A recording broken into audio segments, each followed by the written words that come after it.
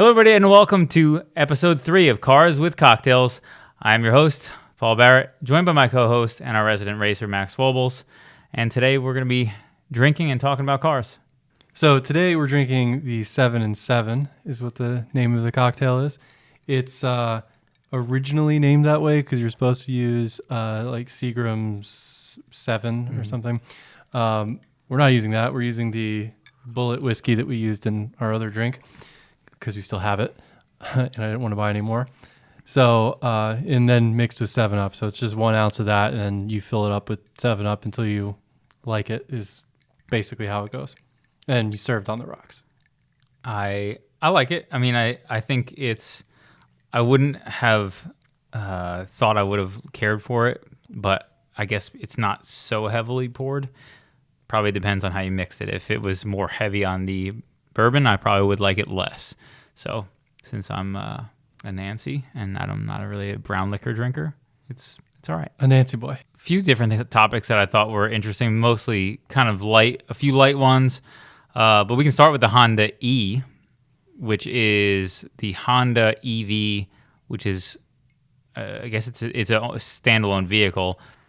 They have some electric stuff in the States already. I think Civic has an electric one. They have the Clarity, which is the most ugliest vehicle on the planet.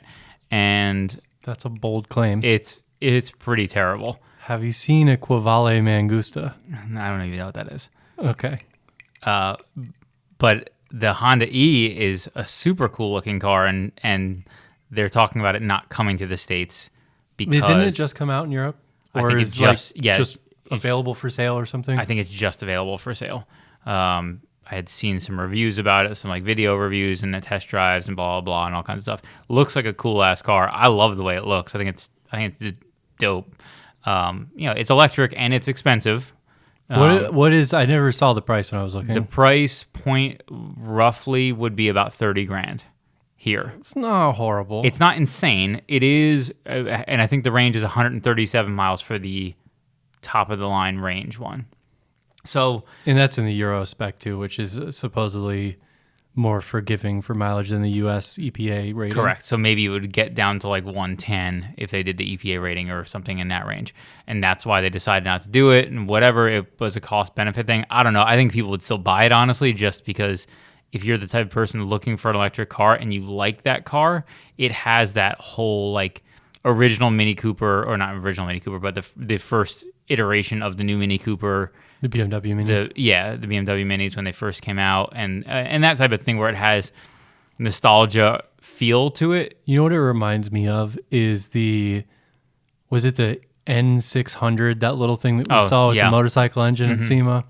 That it has kind of that original vibe, or I guess that's kind of like the original Civic. Yes. Well, it was. I've seen pictures of the original Civic compared to it, and it definitely had a similar vibe to the original Civic or even the Mark I.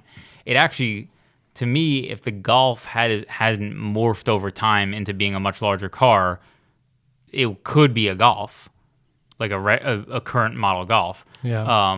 I think it's way cooler than any Volkswagen stuff that is like coming out as far as its style and appeal that people are just going to look at it and be like, wow, that's a cool car. I don't know if it gets like universal cool factor. Like I feel like you get more. It's got more of a cute factor than a cool factor. Quirky, cool, and yes, cute. I think it's cute, and some of the styling's a little weird. Like I feel like it looks very similar from the front as it does to the back. It's got like the big black bars that kind of across the front that make it kind of look like it's coming and going at the same time. Mm-hmm. Yeah. It's also weird how they put the charging port right in the center of the front. I guess you normally call it a hood, but that doesn't open. Yeah. There's no storage up there. Yeah, I don't know. That was a weird decision. Obviously, it's probably a design decision. And I know the trunk is tiny, like really small, because it's a rear motor car. It's a rear-wheel drive. Yeah. I don't know if you saw that. I did see that. But the fact, why wouldn't it have a frunk instead of closing it and just having a charging port there? You would think that there would be an opportunity to put some storage there. And it's not like that's where they put the batteries, because the batteries are under the floor in the traditional place. I assume, is that the case? Yeah, I didn't look. Yeah. But they did say 50-50 weight distribution, which made me assume it probably was under the floor. So I guess it's just like the charging infrastructure and other nonsense. Maybe like the standard. I don't know. Well, I don't know what's in there, but it seems silly to not have more storage in a car that's that small and has such a small trunk to begin with. But again, maybe these are all the reasons why they're not bringing it here.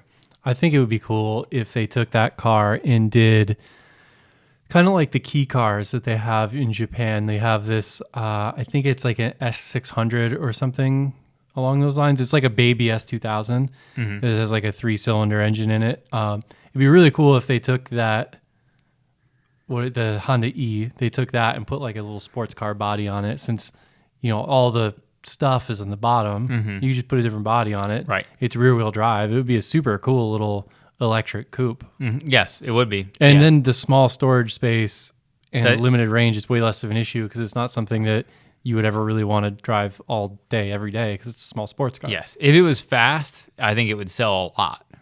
Like if it had a really good power, power and range, obviously. I think they said it's like 140-ish, like 137 and like 240 torque. I actually didn't even look at those numbers, but I assume on a car like that, it's meant to be kind of the more like people mover.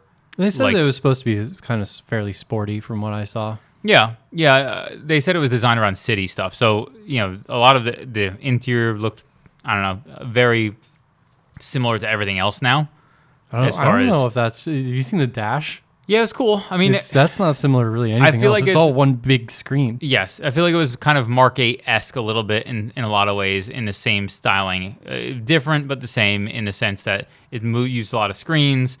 They use buttons instead of the push button. Do you mean the Lincoln Mark 8? No, not the Lincoln Mark 8. The Mark 8 Golf, which we don't have in the U.S. yet. So that they use buttons though instead, which I think is a better choice than all the. Well, you see, it also doesn't have any side view mirrors. Yes, I did see It's that. got cameras and little screens for that, and the rear view mirror is also a camera screen that can switch to a mirror. Yeah, I saw that. It seems like a really cool car. Like, I like the fact that, like you said, it has buttons for the radio and stuff, but you can also do it with touchscreen. So it seemed like they had a bunch of unique little weird oddities that they're kind of trying to take from Tesla maybe a bit. They have an aquarium mode. I was going to ask if you'd seen the fish. Yeah, where you can pick what fish swim around in your aquarium on the screens. The fish, to me, reminds me of a thing where obviously it's stupid. Nobody necessarily cares about it or needs it, but it's a cool feature, and I bet you more people will talk about it than anybody would ever think they would necessarily. And or has any right to be talking about that? Yeah, for sure. As far as the value it brings to the vehicle, but it feels very like why do you need fish in your car? But also, you may not remember, but back in the day, Pioneer had radios that had dolphins that were jumping on them, which was like a really big deal. This is like back in the day. They had like a flip out screen that had an LCD that had dolphins like Did animated. You have that in your Jimmy? I did have a radio version of that. I don't remember if it was. I think it was in my Jimmy actually. It was a pretty big deal back in the day. You were pretty baller if you had the dolphin radio. You got dolphins on deck. Yes, on your deck, your radio deck. Yes. Yeah. You gotta have your system there. You can have your flippity flopping dolphins all over the place. Yeah. But yeah, I mean, I don't know. I think that car could be a cool step. Apparently, Honda's trying to do like a very large percentage of cars to be electrified in Europe by 2030, I think they said. Maybe it was sooner than that. But like they're trying to release a whole bunch of new electric models that they're trying to lead off with the E as being their kind of start to it. Yeah. I mean, they obviously have done hybrid stuff for a long time and whatever. Most of their cars historically until recently were pretty like the typical like, oh, we're going to make an electric vehicle and it's going to look really stupid. And like the Insight? Yeah, like the Insight, yeah. Which I think that was actually a hybrid, but still. It was a hybrid, but it was the same principle because it was really early in the hybrid days, so it's almost the same thing as what you would expect on the current EV market. And they always made shit really ugly when they first came out because it was like, electric stuff has to be futuristic and we have to cover the wheels to do it. Well, that also helps with Aero, which, is their whole... It does help with Aero, but it thing. also helps with not selling cars. Yeah, well, that's definitely a byproduct of making a hideous car. Mm-hmm. Although you get your little cult following. Yeah, I don't With think that. the Insight. I mean, the Prius has its own cult following, and the Insight I don't think ever really did. No, they do. They have a small but dedicated group of enthusiasts who are really after the Insights. It's 12 people. No, there's an Insight like that works next door Is it really? over by the trampoline place somewhere. That's I don't know. We'll have to find out if they're enthusiasts or not. They just really enthused about getting 50 mpg is probably all that it is. Yeah. The other thing, one of the other things I saw that in an effort to look for stuff that we were going to talk about was emojis coming potentially on Vermont's license plates, which opens up myriad possibilities. Are they going to censor the eggplant? I don't know, but I would think not, which means you're going to have a lot of eggplants. Because, they do censor like certain phrases and I guess that's true. like I don't think you can have the @ symbol and $2 after it. What about, so the eggplant squirt and then the peach emoji won't be able to go together? It's unlikely that would be a combination that the state of Vermont would allow you to have. It's not acceptable. Yeah. Now, if they're allowing emojis, are they going by the like Apple emojis, or are they going to be like the more generic ones? Because the Apple ones you can have all the different skin tones. Too. Yeah. Well, yellow, lighter, darker. Yeah, I have no idea. I only cursory looked at it, and I assume that they'll probably limit the number of emojis to a certain number. I don't know. And then when you are the cop pulling someone over, you have to like have an emoji keyboard that you can pull up to run their tag. That's actually an interesting point, because you'll have to have hotkeys or something to allow you to put emojis into a system to run a plate. You just sign me up for the upside down smiley face. That's amazing. That's my go-to. Everything is fine. I think they'll probably handle it. I think the way they are handled now with special characters is they just show up as a space. They don't count towards your actual plate. And so few people do them that it's not so widespread. It's as big of a deal. I would believe. I don't see that many plates that are often done for custom. Yeah, I just see the emoji opening up a dangerous Oh, it definitely does. road that they are not prepared to deal with. I hadn't when I glanced at the topic, and I was like, oh, we can mention this. I hadn't even considered the whole eggplant situation. Or the peach situation, for that matter. The peach situation. There's a lot of situations that you can have. There's a lot of emojis. Yes. The camel. That's it. That's also an emoji that you could have. That could have some potentially racist connotation. There's a lot of really terrible things that could happen with a lot of different things. Yeah, well, I feel like they're not prepared to deal with the level of vulgar stuff that you can come up with emojis. And may be misunderstood by the people interpreting them, so they'll probably get through. I bet you the first few people will get through some pretty silly shit that has no business being on a license plate. And you see it and you're like, oh my God. Right. Anybody under like 30 will definitely be like, what is going on here? So is that going to be a new job opportunity for young millennials to censor emoji license plates and translate them to the old people? Interpreter, yeah. Yeah, I'm an emoji interpreter. That's my official title. Seems like it could be an opportunity for anybody out there, or somebody could just write an algorithm. You can't write an algorithm for the memes, because what if it's something that is fine on its own but has taken on a new meaning? That could exist for sure, but I don't think that will be the most common versions. Who knows? Yeah. That's going to be probably the funniest, most exciting ones. Yeah. I also saw that Jay Leno was seen driving the Cybertruck at Tesla, which who fucking cares? I don't know why anybody cares about talking about that, but yeah. Yeah, with Elon Musk in the passenger seat. Yes. I think they were saying that it's supposed to be for his TV show. I'm sure it is, yes. I've never seen the show. Me neither. I assume he's a guy who's into cars, so I assume he probably is interested. He's got a bajillion of them. Yeah, well, I guess. So I was actually looking at that when you said the Cybertruck. Have you ever looked at the tires and the wheels on it? No. It looks to me, the untrained observer, that the wheels are not round, but the tires are. I feel like it must just be a design element, but the wheel has these like little spokes that like stick out over the tire, and the tire tread pattern follows the shape of the wheel, like they're lined up to each other. It's a really odd thing that I've never noticed before.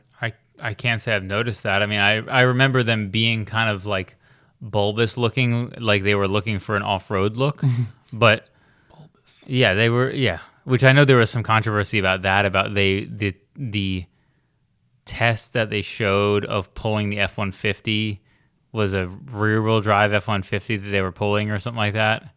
I don't remember exactly what the deal was, but against a dual motor. Yeah, and Cybertruck a truck that weighs way more. Right. So it was such an unfair comparison. Yeah. Okay. So look at this. Look at these tires. They don't appear to be round on the inside, and the shape of the tire matches with the. So what they look like is it looks like it has a rim, and then on the outside there's some sort of cosmetic piece, I guess, that you would say is almost like a shield around the outside of it. Yeah, but it lines up with the tires, which correct. Is what's crazy. The tires clearly are molded for an aesthetic to match the whatever that wheel piece is. Clearly, the real truck would never have that. Or you get it and they always put the tires on wrong, so it looks weird. Like I think the C4 Corvettes had the directional saw blades, and people would rotate them so they were all going different directions. that actually makes sense. You get your left wheels and your right wheels, and then you get some idiot lube tech who just swaps them around, and now they're mismatched, and you have one wheel going one way and the other, and it looks terrible. And that's why manufacturers don't do cool stuff. Yeah, well, eventually, obviously, stuff like that will potentially have that problem, but higher end manufacturers do stuff like that usually because they'll be more likely to stay like that. Maybe. I think that was like a big thing back in the 80s and 90s when the directional wheels were a thing. Mm-hmm. I think that's kind of died down a bit now. But yeah, I don't know. That Cybertruck whole debacle around that is, I don't like that car. I think it's terrible. It's very polarizing. It is polarizing. I'm shocked by the number of people who actually liked it because I think it's the dumbest looking truck ever. I think it's also not practical. The only thing that's interesting to me about it is that it looks like it actually is a decently performing vehicle. I wonder how it'll be off-road. Oh, I'm sure. I'm sure it won't be good. I've heard not good things about the Model S like air ride suspensions, that they were bad. I've heard the Model 3 suspension, the steel suspension, is pretty good, but I mean, I can't imagine. Well, have you seen? There's another electric truck company. I think it's Rivian. Rivian, yeah. They're trying to go after the more like off-road thing, I think. I didn't know what their demo was. I just know that they had expensive trucks that were electric that looked pretty cool. They had one that they like released a video out that went crazy on the internet. Was the truck can do like I think they call it a tank turn, where it can spin the two wheels and the like a skid steer. Oh yeah. And it can spin in place, which is. Oh yeah, I guess that's true. If you have a dual motor and you can. You'd have to have a like quad motor to do that. No. Because, the wheels on the right were going forward, the wheels on the left are going backwards. Oh, the right and left? Yeah, not the front and the back. So it doesn't use a standard differential setup? It probably uses hub motors, I would imagine. I would assume it must. Did no research to I have no, say either way. I have nothing either, yeah. I thought you were just saying the front and rears turn. No, that would be uncontrollable mess if you were to do that. So you're saying that it just turns it turns like a side by steer. side? Yeah. Interesting.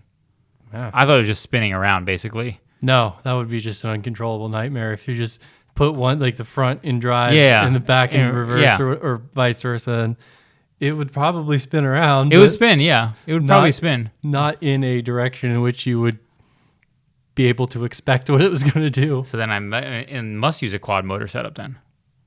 I don't, how else would you achieve that? Yeah, not that I'm... Magic? Yeah. I don't know. Have Yeah. like a prop shaft that goes off and rotates and counter rotates, and seems way too complicated. I know the Cybertruck had, I don't know, hundreds of thousands of pre-orders, which was pretty fucking laughable, honestly, because it was a $100 refundable deposit that, idiots just... I have a close friend of mine put $100 down on one just to fucking say that he did it. Like, there's tons of people who have did just that exact thing. More power to them. I guess to me, I think it's dumb. Weird flex, but okay.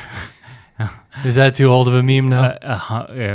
If you're a hundredaire, you could put a down payment on a Tesla. That's not even a down payment. Yeah. That's a That's pre-order down, Right. pre-down order payment. Right, which is what also was supposed to be the thing that like exploded their earnings exploded their stock price and whatever, but also Cybertruck pre-orders, they were saying is such a big deal, blah, blah, blah, blah, whatever, which to me feels like all horse shit because who cares? Like, the proof will be in the pudding when it comes to how many people buy them and put one on the road. Yeah, no, I don't know why they went so aggressive with their weirdness on that. Like, I saw renderings of drawings and stuff that were like speculative, and they looked really fucking cool. It looked like a Model S, like a really aggressive off-road version of a Model S, kind of. yeah, they could have. I'm not gonna speculate and say what they should have done.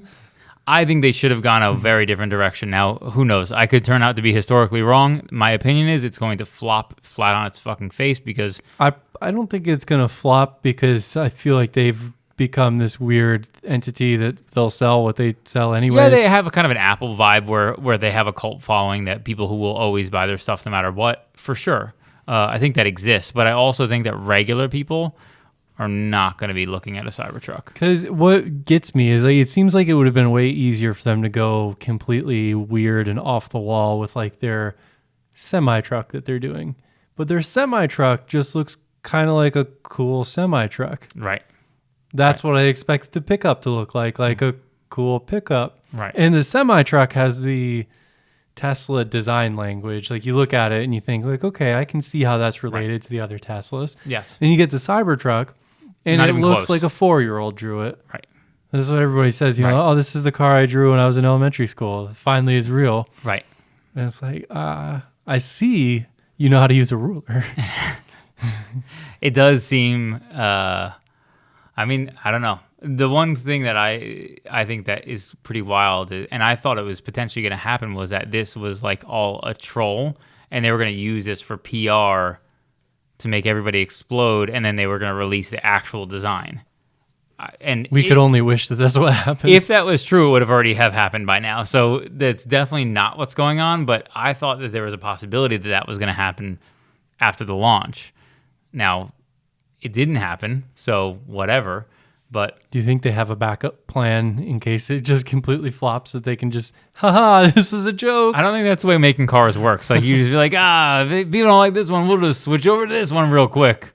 Because I don't think that's the way it works. Well, they could just take the Model X and just lop the back of it off and be like, hey, look, now it's a pickup. I find the Model X pretty unappealing. Me too. You see, they got the Model Y that they're going to be coming out with soon. I don't think I've seen that. The Model Y is like if you took the Model X and made it the size of a Model 3. Ugh. So it's like, it looks better than the X, but worse than the 3. It's kind of like it's like a lift back version of the Model 3, basically. Okay. I like... Kind of like an A7, Okay. but Model 3 sized. Mm-hmm. And they're completing their funny Elon troll with their spelling of the names now. Because you have the S, the 3, the X, and the Y. Mm-hmm. It's all sexy. Mm-hmm. Yeah, I think that the Tesla designs is... Model S's look pretty good, but obviously they're $100,000 cars. So who the fuck would buy a $100,000 car that looks like shit unless you buy a Cybertruck? The Model 3, I think Bang, yeah, shots fired. The Model 3, I think, actually is overall okay. I mean, They look really good if you like lower them. yeah, modified. Like the performance version, modified and lowered and whatever. They look okay. I still think there's some weird proportions to them in some places, but overall, I would say they're pretty good. The trunk in particular, I Yes. feel like it's just a little small. There's something weird about the back of them. I can't really put my finger on it. I've never really spent any time thinking about it, but the front looks pretty good, and overall, I would say it's a good car. It's a good looking car. The X, I don't like. I've never really. But I agree. I don't like the X, but I understand it because it's kind of in that same like the BMW X6 like weird SUV coupe thing. Yeah. And Mercedes has got one. I think it's the GLA or Yeah, GLA. I think something like that. it's GLA. I don't know. Mercedes is stupid names, Yeah. but sorry, Mercedes fanboys. I understand why that car exists. It's for the soccer moms who don't want a minivan that also don't want an SUV. Right. But then they do the weird shit like with the gull wing doors in the back. I think the gull wing doors, to me, is a perfect example of what Tesla is doing wrong, because things like the gull wing doors, as we know as people in the industry, is like, okay, this is a guarantee. This shit's going to break for sure. 100%. No chance it's not going to break. All it's going to be is super expensive when you hit like 70,000 miles and your fucking doors are broken. Well, that's not a problem for all the people who buy them new. Well, it isn't. That's right. Because all the people who buy them new are going to get rid of them before then. Yeah, they're going to lease them. Yeah, so yeah, I don't think they make crazy. I don't think that they have any crazy designs necessarily until you get to, you get to the Cybertruck. It just seemed like that was so out of left field because it doesn't share any design elements with anything else they've done. Yeah. Like at all. It's just so random. Everything that Tesla's done has been like smooth, and you can say futuristic a little bit, but like in a realistic way. Even if you go back to the first one, the first, call it the Roadster, yeah. the one that's not out Not yet, the but the coming one, yeah. the one that was based on the Lotus Elise. Like Yeah. even that, like you can see the resemblance to the Model S in that car. It Yes. has that kind of same vibe, and boom, Cybertruck. Like what?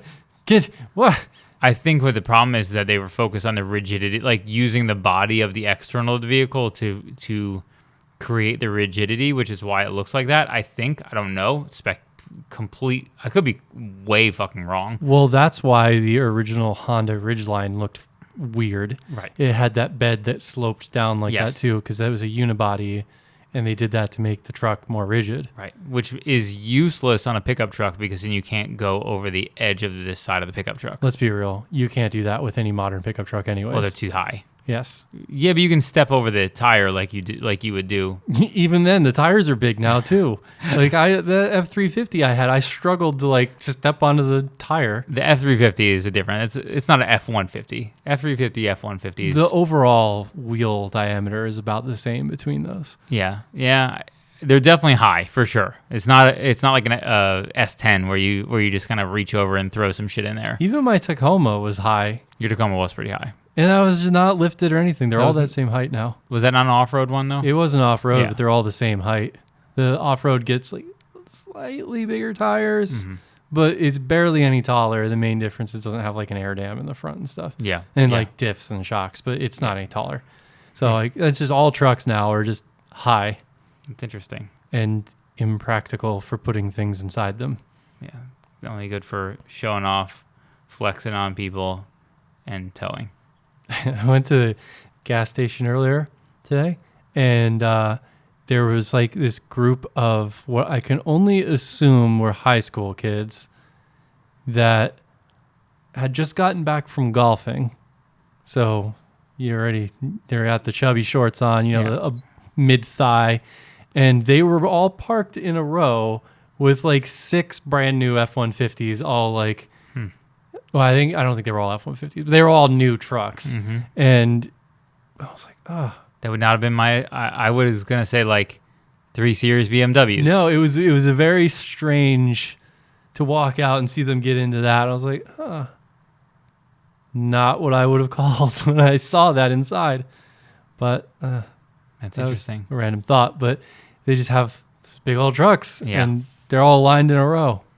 Yeah. So the other thing that I saw that I thought was interesting, or at least was the RX-9 is being speculated about, which Again, I guess makes sense with the Supra coming out, and then these other models potentially coming out as well, who are competitors to that, with Nissan, with the Z, and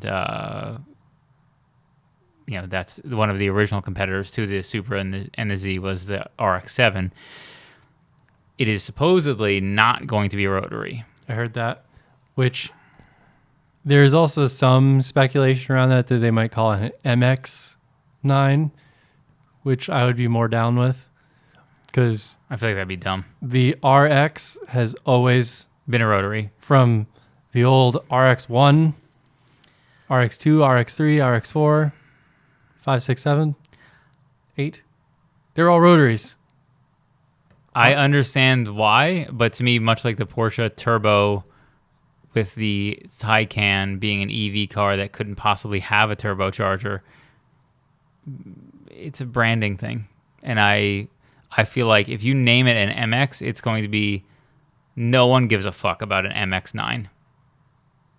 No one. Probably. If you make it an RX-9, people are going to now, it has name recognition, you'll figure it out, whatever. Now, who gives a shit if it's a rotary? Nobody needs a rotary engine now anyway, because they're so horribly unreliable. They're impractical for any human to own. They have basically no upside. No. They sound cool. They sound cool and they rev high. They're small. They're light, yeah. Small, light, and they rev high. That's it. Yeah. It's probably good for race cars, but they're not reliable enough to last long. They consume Oil. all the oil. Yeah. All of it. You just have a remote feed tank for oil. The only thing they consume more than oil is fuel. And then slightly less than both of those is your apex Yes. seals. So, it's all around. It's a awesome. 2 to 1 to like 6 ratio. So it's Fuel, oil, apex the apex seals. seals, yes. Yeah. And then money. Yeah. Money actually is at the top. Money's the top. you got your money that's at a 10 to 1 ratio and everything below it. The RX-8 was such a miserable flop of a vehicle. I wanted one when they first came out. Yeah. But And that was, 2004? was it? I'm pretty sure they came out way back then. Something like that. They for sure were, but they weren't powerful at all. Well, no, because they didn't do the turbo. Like They did a whole watered down rotary, which was just dumb. Like, why would you do that on a car that was supposed to be? Because they wanted it to be slightly more reliable. They wanted it to be more relevant. I think price point wise would be my guess, and Yeah, I don't reliability know. probably played a part. But It gets me a little with the naming. It's just I don't like It's like the Mustang electric thing. oh, that's fucking terrible. That's not a branding that's thing. That's exactly the same thing. No, it is not. It's 100% That the is same not thing. the same thing because those are two very different vehicles. I'm gonna get another drink here. That's the same thing. They're taking the name that they want the brand recognition. Yeah, but they're not replacing the Mustang. They're just adding an electric car and calling it a Mustang, which is just fucking dumb. And it's really like non-aggressive looking. It looks very, I don't know, effeminate, or I don't know how I would describe how it looks, but it's not good. Yeah, well, that's kind of the Mustang's roots. I mean, you look at the 65 Mustang, like before they did any of the cool stuff to it, it was just kind of a fairly womanly looking car, I feel like. Yeah. With the little wheels and the hubcaps and Yeah, I don't know. I assume the E is something that is it official? I never even really looked into the E very much. I just saw a bunch of pictures of it and posts about it and blah blah blah blah. Is that car a done deal? It's definitely going to be produced as the Mustang E or whatever. I have no idea. Okay. I just know that everyone was all up in arms about that. I have done no looking into the Mustang E concept or whatever you call it, but I just think that's right in that same vein as the calling a rotary car a I disagree. not rotary. Stringently because to me the point of the RX, let's call it the RX-9. If the RX-9 exists, is supposed to be what's speculated to be an inline six turbo or twin turbo. I can't remember which one was supposed to be, but something like 400 horsepower or something like that. So it's going to be a competitor. It's actually going to be a lot faster than the Super probably. And overall, it's going to be a performance car. That taking the Mustang and then calling the Mustang E a Mustang is just taking an electric car. It's not going to be like some crazy fast Mustang, at least not as far as I know. Yeah, I mean, I don't know. I just think that the names that you come to expect and they just changing them like that is not something that I like or get down with. I understand why people get upset by that. To me, it just has to have some logic to it because it lacks any logic in the sense of it's not replacing a car. It's just using the name to try to get some recognition around the fact that, like, hey, we got an electric car and we're not going to name it something bland so nobody remembers it.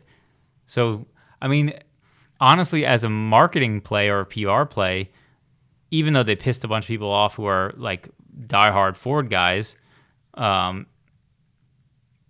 people know about it who wouldn't otherwise have known about it, right? Like if Ford announced some like, I don't even know, some ridiculous stupid name that EV things get named, Ford whatever, and they announced it, you and I would have never heard about it.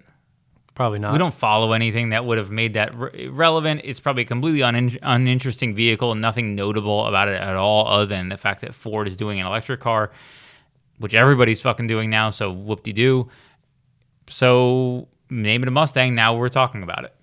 I don't know.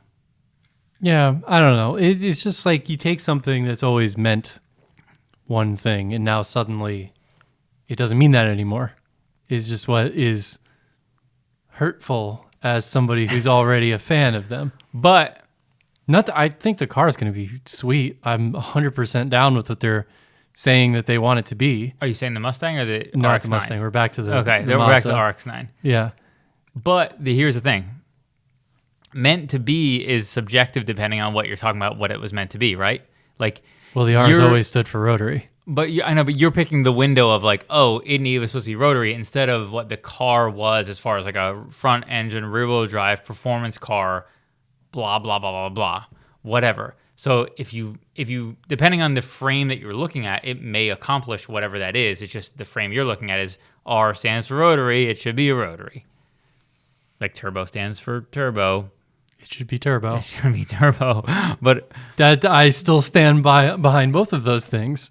I think the turbo makes slightly more sense than taking a rotary. Oh, I don't know about that. Being a rotary, because that is their branding. Is because the turbo is across so many models that it's like Turbo S is always the fancy one for Porsche.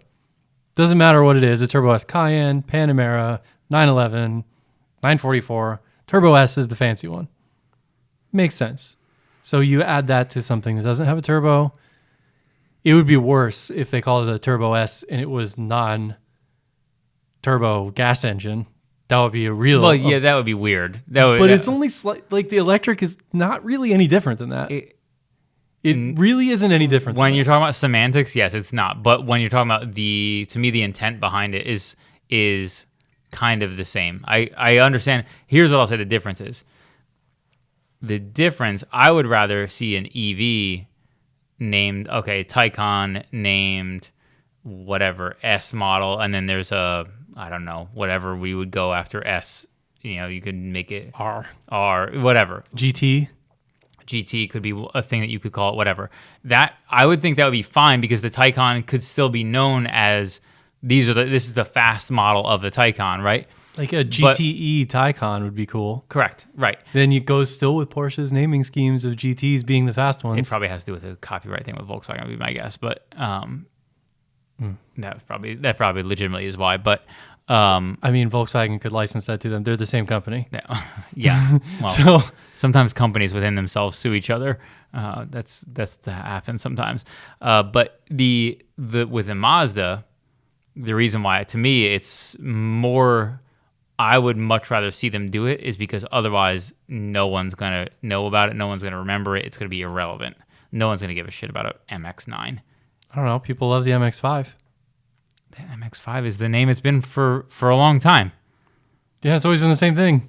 I know. That's my point. Yeah, so you should. So if they made an electric Miata, that would be like calling the next MX-5, like the MX-6, being a pickup truck. Completely different. You're losing the. No, it's not. That's not the same thing. You're losing what the MX stands That's for. a terrible example. The B series was their pickups, by the way. B. I think it started at B 1800. I think it was B 1800 from their Mazda trucks back in the day. I remember those. They were just little Ford Rangers. Yeah, baby Rangers. Yeah, they were cool for mini trucks. But I don't know. That's my opinion. I think that it is a debate that I don't think this will ever be settled. It's just people's different opinions about it. I think that if they name it anything other than RX-9, it will be a horrible mistake. I disagree. I think they should name it anything other than RX-9. They could call it not RX-9, and I'd be cool with it. I would wager it's very likely that they name it RX-9. The thing that is, it's odd with the whole RX naming scheme is there were 3 generations of RX-7, but there was still RX. I know there's RX-2s and 3s. I think there was an RX-1, but it was called something else, and that the RX-1 was its internal designation. Yes. Yeah. But you had these other RXs, then you had RX-7, RX-7, RX-7, then you had the RX-8, and it was like different. Right. So, but it was still rotary. The RX, like, I don't like that they're naming it that. I'd rather them just call it RX-7, but they fucked up by making an RX-8.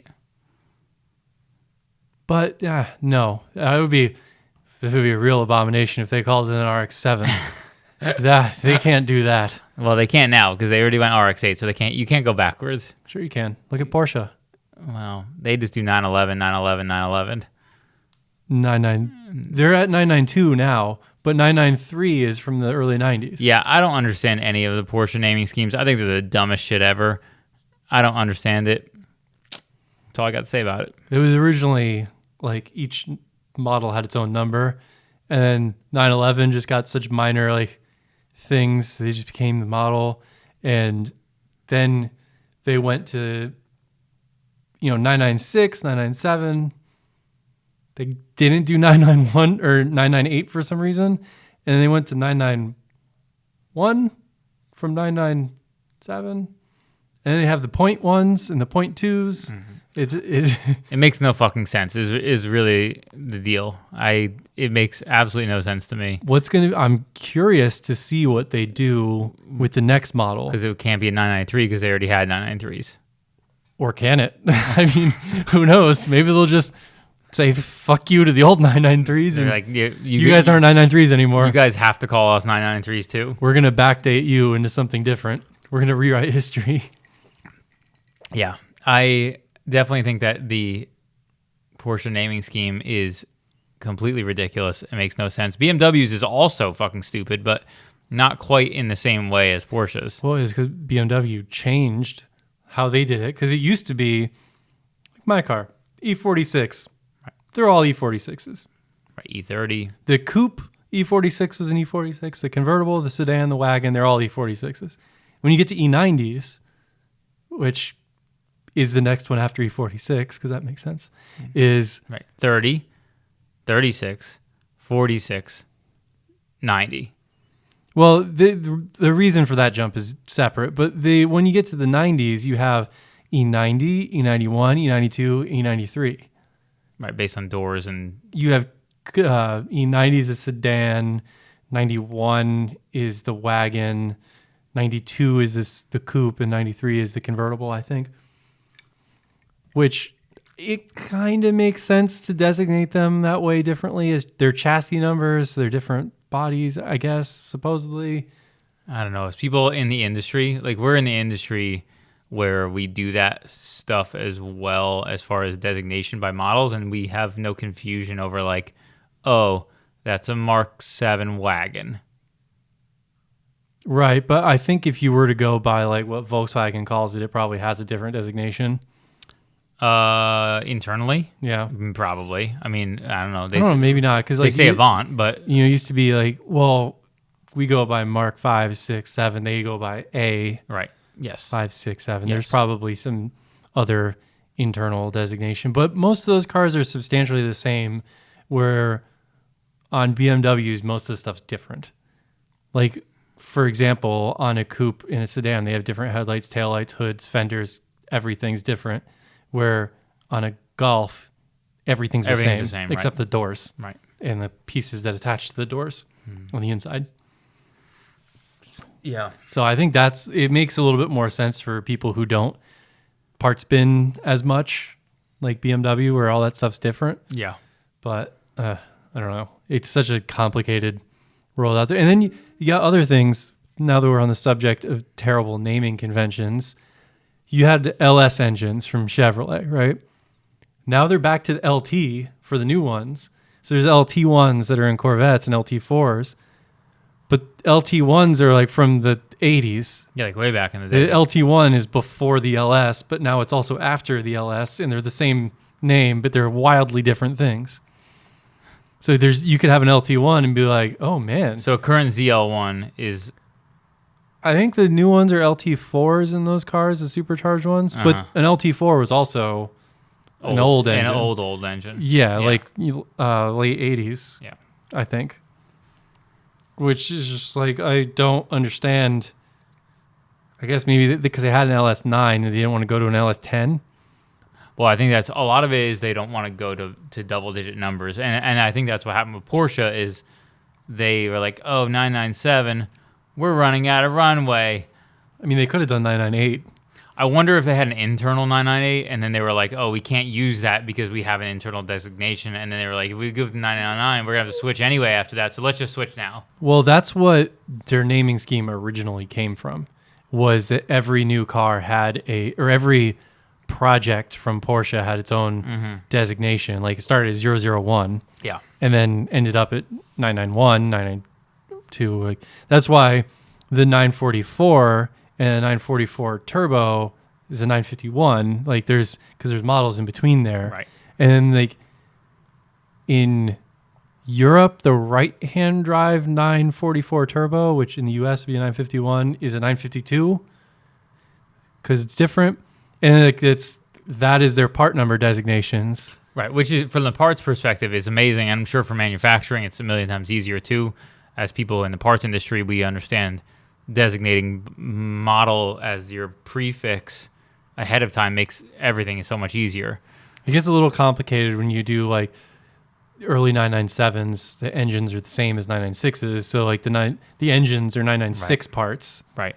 So they say 996 when you order them, but like it still makes sense in that terms. And that's originally where that number scheming came from. Right. But well, Volkswagen shares the Porsche part numbering system anyway. That's where it originated from Porsche, and Volkswagen adopted it and made it more complicated.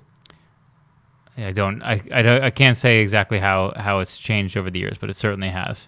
Yeah, just being that like you don't call our cars 06 Fs or whatever. Right. Yes. Yeah. Like, they're not obvious to regular people what they're looking at. Yeah, but I just don't want them to call that an RX-9. Well, I think on that note, it is a good time to wrap it up. And make sure you catch us next week where we talk about more things and drink more alcohol. Hopefully not names that shouldn't exist. No, we can't talk about that anymore. We could. I feel like we've kicked this horse enough today. It's dead. It's dead, Jim. And on that bombshell, if you want to reach out to us, Instagram, Cars email. with Cocktails, Instagram, and carswithcocktails@gmail.com. Leave us some feedback. Hit us up. Run the comments on YouTube. Bye. Bye.